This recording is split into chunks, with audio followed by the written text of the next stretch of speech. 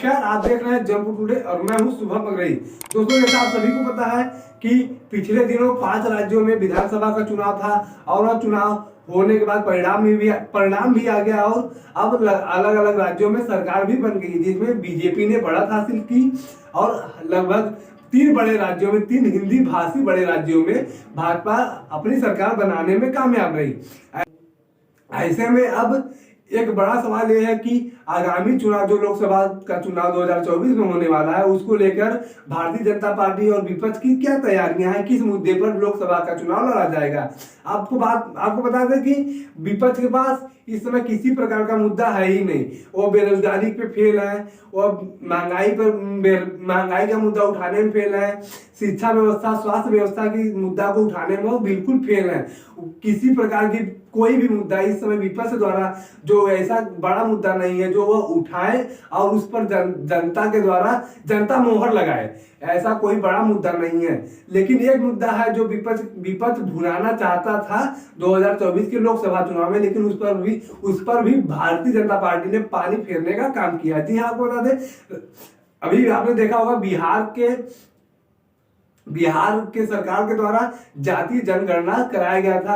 अब इसी जातीय जनगणना को देशव्यापी जनगणना कराने की तैयारी थी। राहुल गांधी लगातार इस मामले को जोर दे रहे थे कि जातीय जनगणना सरकार द्वारा कराया जाए और इसी मुद्दे को लेकर राहुल गांधी, कांग्रेस पार्टी और अन्य विपक्षी पार्टियां सरकार को, भारतीय जनता पार्टी को घेरने की प्रयास में थी कि लोकसभा के चुनाव में हम इसी जातीय जनगणना को मुद्दा बनाकर सरकार को घेरेंगे। लेकिन अब जब 3 बड़े राज्यों में भारतीय जनता पार्टी ने जीत हासिल की है और वहां पर अलग अलग समाज से आने वाले लोगों को अपने मुख्यमंत्री बनाया है। हालांकि भारतीय जनता पार्टी के लिए भी 2024 का चुनाव इतना आसान नहीं होने वाला है अगर गठबंधन कामयाब होता है तो। लेकिन गठबंधन कामयाब होने वाला तो है नहीं, क्योंकि अभी आप मध्य प्रदेश के चुनाव में, राजस्थान के चुनाव में आपने देखा होगा कि अखिलेश यादव कुछ बोल रहे थे, राहुल गांधी कुछ बोल रहे थे, प्रियंका गांधी कुछ बोल रही थी, सबका अपना अपना अलग अलग एजेंडा था। तो गठबंधन कहीं ना कहीं ये कहा जा सकता है कि गठबंधन कामयाब नहीं होने वाला है।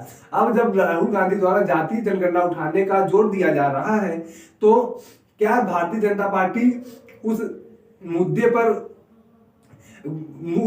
पर घिर जाएगी?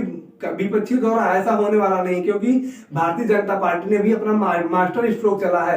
अगर विपक्षियों द्वारा कहा जाता है कि भारतीय जनता पार्टी की सरकार में दलित शोषित है, ओबीसी शोषित है, तो भारतीय जनता पार्टी अपने नए मुख्यमंत्रियों का चेहरा सामने कर देगी। वह तुरंत बताएगी हमने छत्तीसगढ़ में ओबीसी आदिवासी समाज से आने वाले विष्णु साय को मुख्यमंत्री बनाया है। तो वहीं अगर ओबीसी की बात करेंगे तो भारतीय जनता पार्टी तुरंत मध्य प्रदेश का नाम लेके आएगी और वहां पर मोहन यादव के नाम पर वोट मांगने का प्रयास करेगी, क्योंकि मोहन यादव ओबीसी समाज से आते हैं। अब वहीं अगर स्वर्ण समाज की बात करें तो ऐसे भी स्वर्ण समाज की बात कोई भी राजनीतिक पार्टियां करती ही नहीं। पता नहीं क्या बुराई है स्वर्ण समाज से, क्या इन राजनीतिक पार्टियों की दुश्मनी है कि स्वर्ण समाज की कोई बात करना ही नहीं चाहता। अगर बाई चांस विपक्षी पार्टियों द्वारा, कांग्रेस पार्टी द्वारा स्वर्ण समाज का भी बात किया जाता है तो भारतीय जनता पार्टी ने उसका भी इंतजाम बराबर करके रखा है। अगर बताया जाएगा स्वर्ण समाज भी भारतीय जनता पार्टी के सरकार में खुश नहीं है और उसे शोषित किया जा रहा है, तो भारतीय जनता पार्टी सीधे विपक्षी दलों को राजस्थान की सरकार दिखाएगी और बताएगी कि हमने स्वर्ण समाज से आने वाले भजन लाल शर्मा को मुख्यमंत्री बनाया, तो किस प्रकार से हमने किसी समाज का शोषण किया। हमने आदिवासी समाज से आने वाले विष्णु साय को भी मुख्यमंत्री बनाया, हमने ओबीसी समाज से आने वाले मोहन यादव को भी मुख्यमंत्री बनाया, हमने स्वर्ण समाज से आने वाले भजन लाल शर्मा को मुख्यमंत्री बनाया,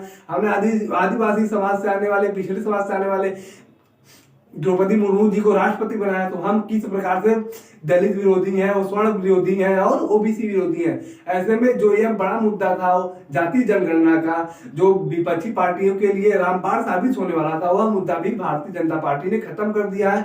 अब आगे क्या नया मुद्दा भारतीय जनता पार्टी को घेरने के लिए विपक्षी सरकारों द्वारा या विपक्षी पार्टियों द्वारा क्या नया मुद्दा उठाया जाता है, यह देखना अब दिलचस्प होगा। हालांकि भारतीय जनता पार्टी को 2024 में भी इस हिसाब से लग रहा है कि रोक पाना बड़ा ही मुश्किल होगा। बाकी आप क्या सोचते हैं कमेंट करके जरूर बताएं।